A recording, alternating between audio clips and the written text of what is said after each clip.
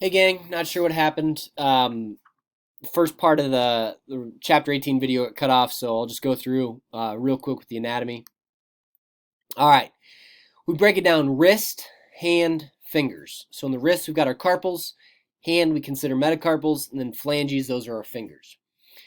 Notice we've got our ulnar and radial styloids. They kind of serve as bumpers to keep those carpals in place, keep those floating one side or another. Okay, so 8 carpals, 5 metacarpals, and then we have a variety of different phalanges. Remember, with our phalanges, fingers 2, 3, 4, and 5 are each going to have 3 segments: a proximal, a middle, and a distal. Thumb, just a proximal and a distal. And under that first metacarpal, okay, so under our thumb, we're going to find 2 sesamoids. For numbering, we always go with the thumb. Thumb is 1, 2, 3, 4, and 5. Carpals, okay, always start thumb side, always start proximal. Scaphoid, lunate, triquetrum, pisiform. Pisiform sits somewhat on top of triquetrum. Then we go back to the back to the thumb side. Trapezium, trapezoid. I is before O, so we're going to remember trapezium over trapezoid. Then capitate, our largest carpal, sits right in the middle, and then hamate. Okay, you can see the hook. Now, if we see the hook and if we see the pisiform, we know we're looking at a palmar view. Okay, so this would be a palmar view of my left hand versus a dorsal view of my right hand. All right, so we always look for the hamate, look for the pisiform. Along your carpals, all right, so there's 8 bones. There's a mid-carpal joint, there's intercarpal joints, there's a lot of floating that goes on here.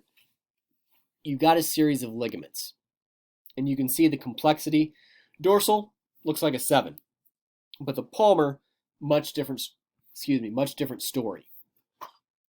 So just be aware, series of ligaments help keep those carpals in place and give them structure. The other thing that we need to identify, and I'm going to jump back, notice that there's space. Okay, with our radius, our carpals sit right on top of that radius. That's our radiocarpal joint. That's the true wrist joint, is radiocarpal. But along the ulna, there's space. In that space, we have this soft tissue structure known as the TFCC, okay, triangular fibrocartilage complex. It's like the meniscus, okay? It acts as a shock absorber. We'll talk about that here in a little bit, okay? But the TFCC sits on your ulna, acts as a shock absorber. It also has some fibers that stretch up and down, and again, just help give support and stability to that wrist. I love this picture of the carpal tunnel. Look at the structures that have to travel through. All right, so here's our carpals: hamate, capitate, trapezium, trapezoid. But look at how many structures have to travel through. Okay, so it's very easy to see and to understand why when we have compression, it affects not just muscles, but also nerves, arteries, everything that has to travel through that carpal tunnel. Review nerve distribution of the hand: radial, median, and then ulnar.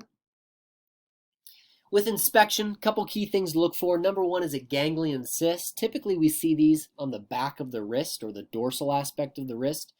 It's just a collection of fluid. Doesn't really limit movement. It's more of a nuisance. You can move them around. If you're really bored, get on YouTube and look up ganglion cyst or ganglion cyst removal. They can go in, they can remove those surgically, and then some really bright people smack them with a book or something really hard and just pop them. I would not recommend that. But a ganglion cyst, again, just an overuse along the tendon. With the fingers, we want to look for a subungual hematoma. That's just bruising or discoloration under the nail. Felon and parenchyma, those are infected nails or a hangnail. Okay, so there we can see pretty significant infection. And the other thing, alignment of fingernails. Without getting too detailed,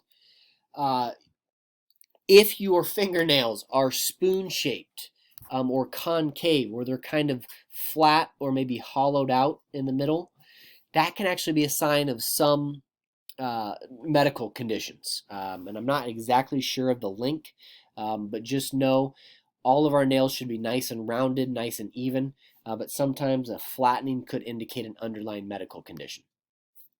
Snuff box. Okay, this will be important when we talk about de Quervain syndrome.